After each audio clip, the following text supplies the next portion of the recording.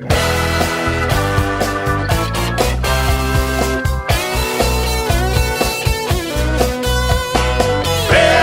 is coming, don't stand in the way. FAIRtax is coming across the USA. FAIRtax is coming, clean up this mess. We got to get rid of the IRS. Hey, hey! Hey, hey!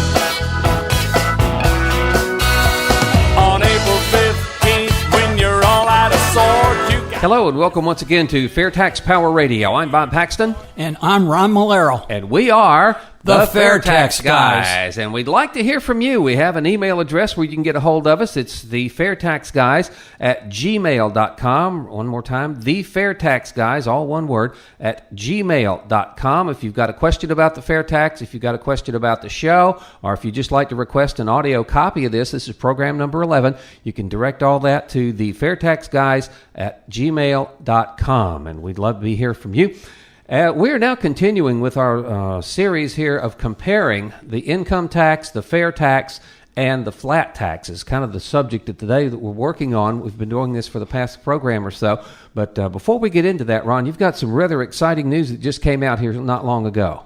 Just in the past few weeks, as of this recording, we've got two more co-sponsors in the House for H.R. 25, Representative Stephen Pierce of New Mexico and Representative Jason Smith of Missouri. And what's very important with these two fellows is that they are both on the House Ways and Means Committee. That's for people who might not be quite familiar with the process. Why is that so important? All financial bills, legislation start in the House Ways and Means Committee. I mean, for the entire country, everything starts in the Ways and Means Committee, which is now chaired by Paul Ryan. And so to have more people on the Ways and Means Committee that are co-sponsors of the fair tax is very good for the fair tax people. Because it's got to get through that committee before it can come before the whole House and be voted on. Absolutely. Absolutely. We've got one member here in Florida, Vern Buchanan, but he's kind of a fence sitter. I mean, he's not against it, but he won't actually sign up and co-sponsor it. Another co-sponsor is we also have another one in the House, James Langford of Oklahoma. So our totals now, we have a total of 70 members of the House who are co-sponsors of H.R. 25 and 7 in the Senate that are co-sponsors of S-155. And this is only a few months into this new Congress, so I'd say we're doing pretty darn well. Those are pretty encouraging numbers compared to the numbers we've generated in the past, but you still got to put it in perspective. That's 70 out of 435 in the House. So there is still a lot of work to do, and there is a way that if you're listening to this program and you would like to have the fair tax become law, especially if you live in a district where your congressperson is not a co-sponsor, go to a place called PopVox and let them have it. Yeah, PopVox is a great website. We've talked about it before. You go to popvox.com, you join or subscribe, I should say, by giving it your name and your address. It has to have your address because that way it knows what congressional district you're in. And when it knows that congressional district, it knows who your representative is and who your two senators are. And then you can do a search for any legislation, not just fair tax, anything that you care about. If it's pending legislation, it'll be on PopVox. And when you go to that legislation, like H.R. 25, just as an example, you can see who's for it and who's against it. Like, for instance, H.R. 25 enjoys tremendous popularity, like about 95% positive. But not only can you see, the numbers for and against, but you can weigh in yourself. You can write a note, a letter, as lengthy as you want or as short as you want. And then that note, PopVox sends to your representative and both of your senators. And they do read it. And you will get a response. I mean, it might be from a staffer, but you will get a response from their office, all right?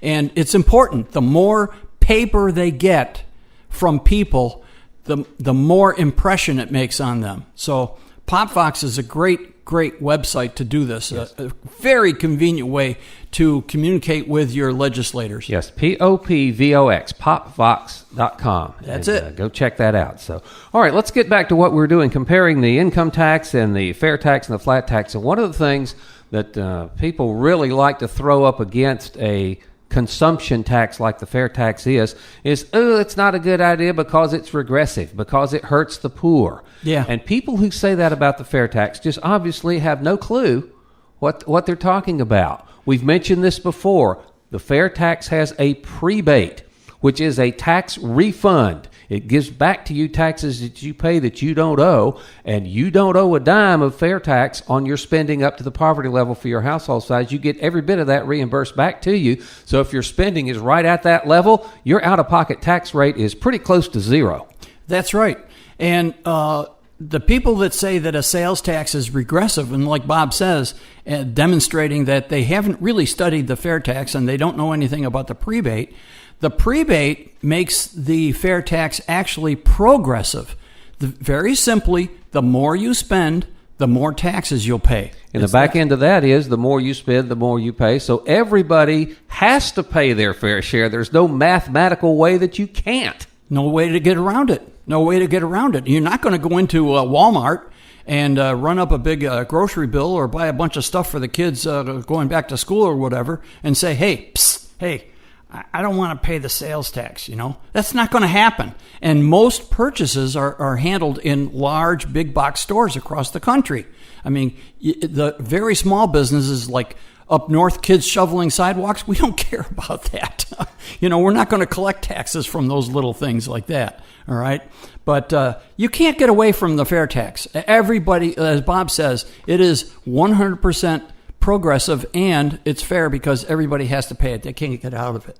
Yeah, and we noticed the other day that people are still talking about this flat tax. A lot of your politicians, as with this election cycle is coming, a lot of them are jumping aboard this, we need a flat tax that you can do on a postcard. Several people have done that. But one of the biggest problems with that, actually there are two huge problems with the flat tax, one of which you've got some information here later we can share. It doesn't stay flat. We've seen this before. It does not stay flat. Absolutely. The politicians up there in Washington just simply cannot resist all the lobbyists and all the campaign cash and all the requests they get to monkey with the tax code. So a flat tax does not stay flat. But really, if you're talking about progressivity and upward mobility like we are now, the flat tax does not get rid of the most regressive taxes out there, the payroll taxes for Social Security and Medicare, which are currently supported by working people. If you make your living doing capital gains and investment, you are not paying into the Social Security system. Only people that get paychecks and have those payroll deductions are supporting Social Security and Medicare. That is a horribly regressive tax that you don't get back when you file your income tax, and the flat tax keeps that in place. That's right. And as Bob said, that is the most regressive aspect of our current income tax system. And why is it that the people who have large investments and make money off of their dividends and those investments, they're not contributing to Social Security?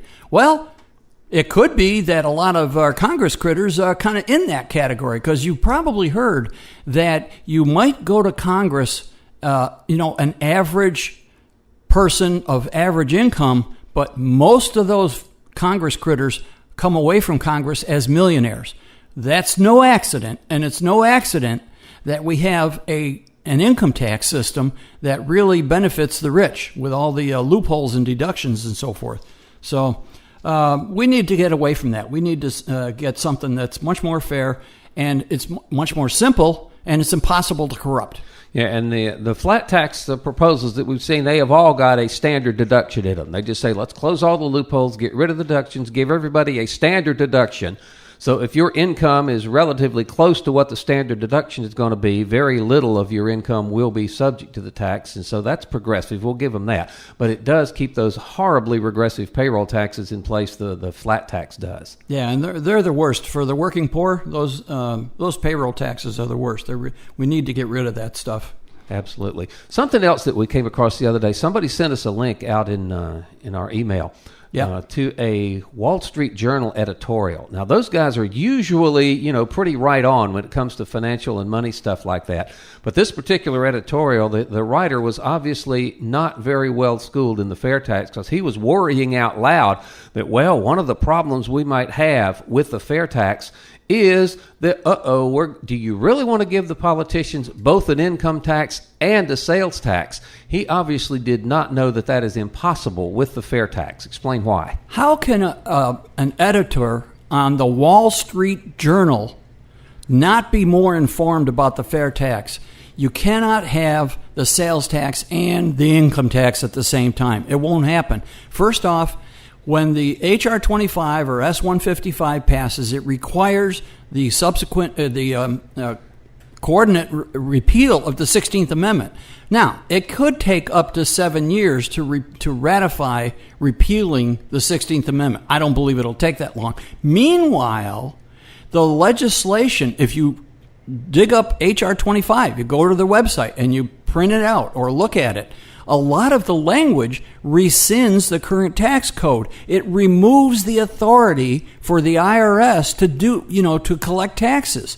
So even while we're waiting for the 16th Amendment to be repealed, the IRS has no authority to continue. Now, they are able to finish up what they're currently working on. Like if the fair tax passed at the end of 2015 and went into effect January 1st of 2016, everybody who owes taxes up to December 31st needs to pay those taxes, and the IRS will be given time to finish up that work, and then that's it. They're gone. All right? But as of January 1st, all their tax codes, all 70-plus thousand pages of it, is rescinded, gone, vaporized, terminated forever. So they will never have the authority to collect an income tax. How could an editor on the Wall Street Journal not do their homework and understand this? And I did a search for this article because, like Bob said, we got it as an email from one of our fair tax coordinators here in Florida. And I did a search. I could not find the exact article he was talking about. I think that's a subscription service you have to subscribe to before you can actually see it. Yeah, I think that was it. But so I'm going to try to get a hold of that article. Maybe if he can send me the link, maybe I can get it. But it's just amazing. But I've heard people on the news channels, the cable news, whatever. And if the fair tax comes up, they'll make some bonehead mistake like that too. All right, you would think that if you're going to be on a national program, national TV, and you're going to talk about something, you'd do your homework a little better and get it straight. All right, let's back up a little bit and touch on some history for those who might not recognize 16th Amendment. What does that do? What was it like before the 16th Amendment, and what's the 16th Amendment actually do to us?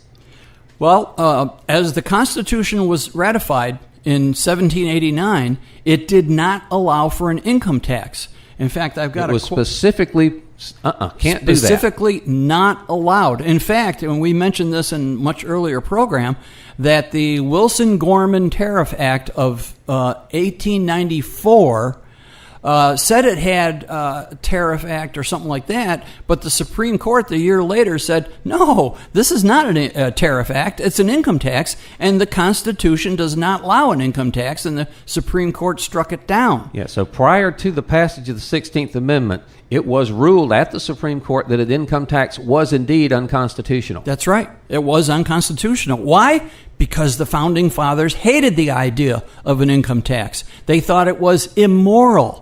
In fact, I remember that when my wife and I had a small business, our accountant that helped us out with the corporate tax return, he used the same phrase. He considered the tax return, the tax laws, the federal tax laws immoral, and that's exactly how the Founding Fathers thought of it. Income tax was immoral. The government did not have the right to tax your hard work and your productivity and your earnings. And, of course, that all changed 102 years ago, didn't it?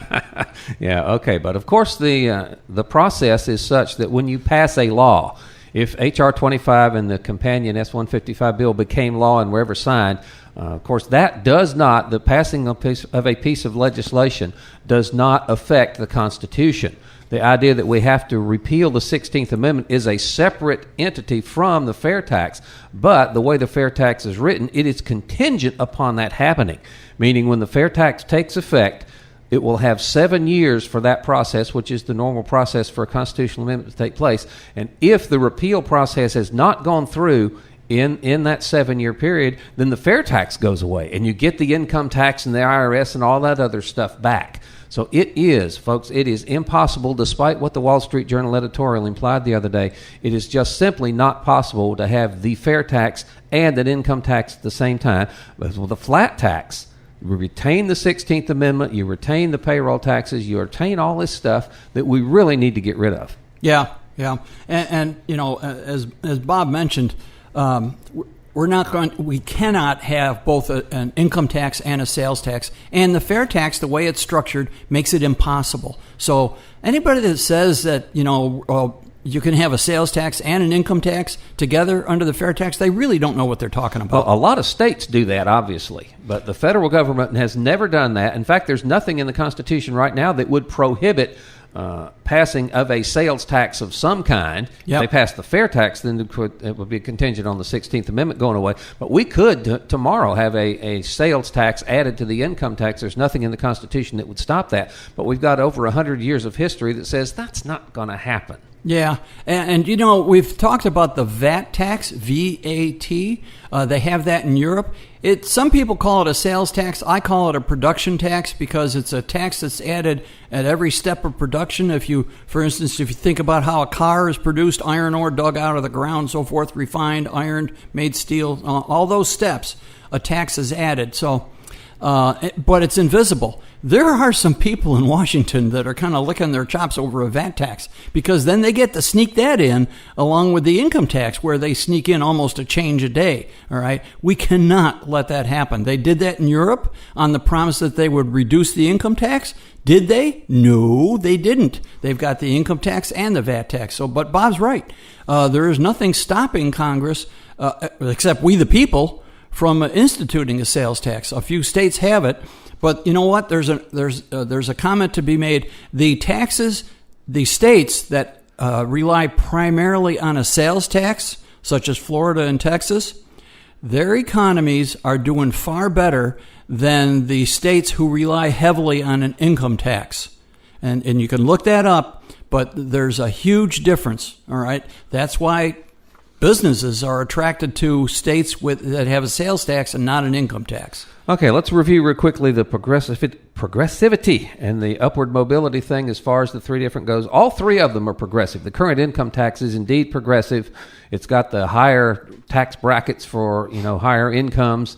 And, of course, there's a lot of cheating going on as well, so it's really hard to tell exactly how much the super wealthy, pay versus those that are working for a living. But the progressivity we'll give them there, is on the income tax. It's also there on the flat tax because of the standard deduction, and it's there in the fair tax because of the prebate. So the progressivity is pretty much all there across the board for all three of them. But the simplicity that comes with a fair tax is what really makes that sing. But there's one problem with the progressivity of the That's current... a tough word, isn't it? Yeah. Even for us the current professional income tax. broadcasters. Why is the current income tax progressive? Because of the laws and the changes that Congress institutes. So those folks in Washington who want to make this progressive and make the wealthy pay more, they kind of slip in their little favorite tools here, and their changes to the tax code very often benefit their friends and harm their political enemies and so forth. And so that's why you get, the current income tax is progressive, but then you get a situation that we talked about before in which several years ago, a company like GE paid no taxes because the tax code is so bizarre. They found all the ways to create a situation in which they paid no taxes legally. So, yeah, it's progressive, but there's also so many loopholes in there that the people who know how to do it and can afford the tax attorneys and CPAs, they can get around it. So it's just too complicated for the average person. We need to make it simpler for everybody. And if we put in the flat tax, we've seen it before, it's not going to stay flat, and within a few years you're going to have the same problems we've always got here. The 16th Amendment stays in place. The payroll taxes stay in place with the flat tax. It'd be better than the income tax in the short term, but in the long term we'd be right back to where we are now. So there really is no alternative to real tax reform other than the fair tax. Bob, I would wager that, let's say that the flat tax gained some popularity in Congress and it looked like they were going to pass it. It got out of that Ways and Means Committee and it looked like it was going to pass in the House and the Senate and so forth. I'll bet you anything that before it's even signed by the president, lobbyists will be working on how to unflatten it. Oh, absolutely. It will take seconds before they start submitting legislation for this consideration, that deduction, this exemption, and so forth. And Bob is absolutely right. It won't stay flat for very long. I figure seconds, if that long. Oh, yeah. So the 16th Amendment, it's required for the income tax. It's required to have the flat tax since that is a tax on income. It must be abolished in order for the fair tax to take hold and stay forever. I mean, why did they have to amend the Constitution to allow the income tax? Because the Founding Fathers didn't want it. So the 16th Amendment was a bad idea, should have never been ratified, and now it's time to get rid of it.